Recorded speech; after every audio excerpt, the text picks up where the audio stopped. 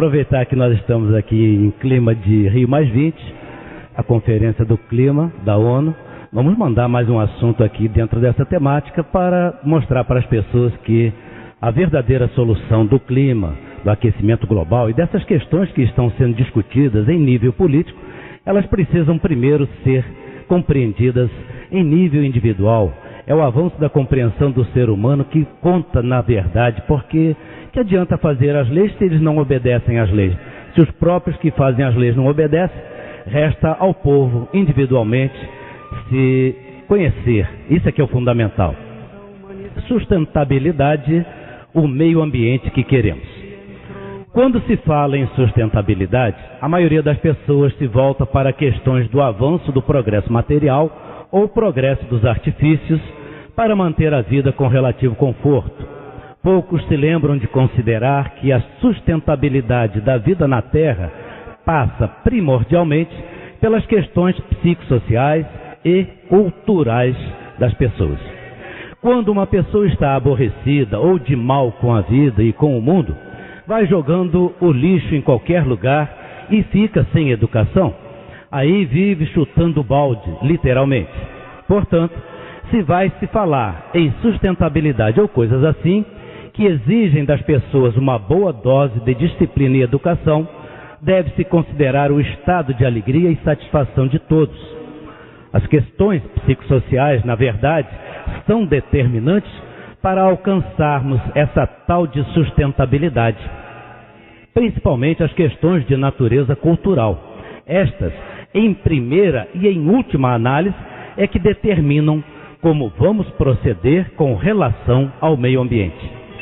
Quando falo de questões culturais e educação, não estou me referindo à educação escolar, e sim ao modo de encarar a vida. Quem tem cultura sabe encarar a vida como deve ser, porque tem cultura. Quem tem muita educação formal, assim como um engenheiro, um advogado, um médico, enfim, qualquer pessoa que passou por uma universidade, não significa dizer que tem cultura. Por vezes, pessoas deste nível nem sequer sabem o que existe e como funciona, além do quarteirão em que trabalham. Pessoa que tem cultura é uma pessoa que sabe encarar a vida como deve ser encarada, com seus avanços e com sua evolução, respeitando o próximo e buscando compreender sempre mais e mais. Isto é ter cultura. Se as autoridades soubessem estimular isto na população, certamente gastariam muito menos na manutenção da ordem e da segurança, tornando assim sustentável o progresso do conforto relativo às necessidades de cada um. Lamentavelmente, tentam estimular isso usando recursos que não têm sustentabilidade, como, por exemplo, esporte e lazer para grandes massas. Isso apenas parece dar ao povo um grau de felicidade e satisfação. Parece. Percebam que para promover e realizar eventos de grandes massas, gasta-se muitos recursos e são gerados excessos no meio ambiente, além do suportável, em razão das grandes massas em movimento. Dentro de um contexto cultural sadio, as necessidades vão sendo adequadas ao que é possível e ao que é sustentável. Como se vê por aí, a grande maioria da propaganda que vai pela mídia acaba por estimular abusos e ações desordenadas em razão de sempre realçar coisas inalcançáveis para a maioria das pessoas. É que nem uma loteria. Estimula-se o povo a comprar o bilhete, sabendo que poucos alcançarão a sorte de ganhar o prêmio. Esse é um bom exemplo de coisa insustentável.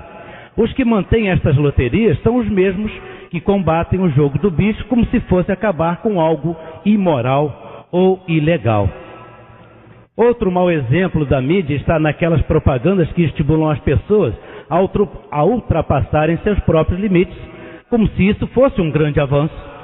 Pode até ser um grande avanço para alguns, mas isso acontece, via de regra, em detrimento de muitos outros, portanto, insustentável. Percebam que o mundo pode ser modificado para melhor, tão somente pelos hábitos culturais do povo, sem muitos planejamentos e sem construção de grandes obras ou realização de mega eventos. Quando se fala em meio ambiente, de modo equivocado e semelhante ao que se fala de sustentabilidade, as pessoas deixam de considerar o ambiente psicossocial, mais uma vez, e se voltam apenas para o aspecto físico do meio ambiente. Uma pessoa que vive insatisfeita porque não tem uma perspectiva de vida razoável, jamais poderá ser educada na boa gestão do meio ambiente. O que é que adianta querer educar uma criança a cuidar do lixo ao redor de sua casa, se esta criança não tem nenhuma perspectiva saudável de vida? O que é que adianta querer educar o povo com boas ações e zelo pelo meio ambiente, se não se oferece a este povo bons exemplos de conduta moral e dignidade dos próprios fomentadores desta educação? Um mau exemplo disso é a utilização de um meio de comunicação que propaga campanhas em favor do meio ambiente e, ao mesmo tempo, esse meio de comunicação é alvo de notícias ou de ações desagregadoras do ponto de vista de conduta ética. É a mesma coisa que um professor de educação cívica que se comporta na vida sem nenhum civismo. Ora, ninguém vê a correspondência entre a propaganda das campanhas e a realidade dos fatos. Isso acaba por contribuir em grande escala para o grau de insatisfação de uma população, e ainda querem educar o povo quase que por decreto, por cotas ou coisas do gênero. O meio ambiente que todos querem passa, certamente, por um meio ambiente de paz, saúde e justiça social, muito antes mesmo de se limparem as valas negras que rasgam nossas cidades, muito antes de nos fazerem crer que somos culpados do aquecimento global. É o caso de relembrar o discurso manifesto de uma criança canadense de 13 anos na Conferência Mundial da ONU em 1992. A Eco 92, realizada no Rio de Janeiro. Nessa ocasião, Seven Suzuki, em discurso perante vários representantes mundiais, exigia uma mudança de comportamento das autoridades, de modo a garantir um meio ambiente favorável para as novas gerações. Retratou o quadro mundial das crianças com fome e dos animais sendo mortos em desastres ambientais e fez lembrar aos governantes que evitar isso é muito mais importante do que evitar a perda de pontos na Bolsa de Valores. Dizia ela, na Eco 92, sou apenas uma criança e não tenho as soluções, mas quero que saibam que vocês também não as têm. E ainda acrescentou, sou apenas uma criança, mas sei que todos nós pertencemos a uma sólida família de 5 bilhões de pessoas, e ao todo somos 30 milhões de espécies compartilhando o mesmo ar, a mesma água e o mesmo solo. Nenhum governo, nenhuma fronteira poderá mudar esta realidade. Sou apenas uma criança, mas sei que esse problema atinge a todos nós e deveríamos agir como se fôssemos um único mundo, rumo a um único objetivo. E na conclusão do seu discurso, Seven Suzuki lançou o seu desafio. Vocês adultos nos dizem que vocês nos amam. Eu desafio vocês, por favor, façam as suas ações refletirem as suas palavras. Façam as suas ações refletirem as suas palavras. Bem, numa rápida análise deste discurso de uma criança na Eco 92, contabilizava-se naquela época 5 bilhões de habitantes da espécie humana no mundo e hoje ultrapassamos 7 bilhões, quando estamos realizando nova conferência sobre o mesmo assunto, a Rio+20. Que coisa interessante a se notar, 2 bilhões a mais em 20 anos. Se naquela época os problemas ambientais eram graves com 5 bilhões, o que será que está acontecendo com 7 bilhões? Será que isso é sustentável? Por quanto tempo, se continuarmos com esta expansão demográfica, poderemos contar com os recursos naturais adequados, a começar pela água tratada por meios artificiais? Digo meios artificiais porque certamente nunca vai faltar água, já que o mundo é um aquário. A questão é a água potável nos grandes centros urbanos. Certamente muitas coisas já foram feitas para minimizar problemas do meio ambiente de lá para cá, apesar de faltar muitas ações reparadoras. O que pouco se fez, pelo que se percebe, foi exatamente na questão cultural da vida, que é como o ser humano precisa encarar a vida e o mundo em que vivemos. Pelo jeito, isso mudou muito pouco, porque a maioria continua achando que algum super-herói venha nos salvar e a maioria nem sequer procurou saber a origem de todos esses problemas. Ao contrário, estão apenas buscando um meio de penalizar os infratores que não adotam meios sustentáveis de progredir. Outro aspecto sobre o discurso da Seven Suzuki na Eco 92 foi o desafio que ela lançou para os adultos.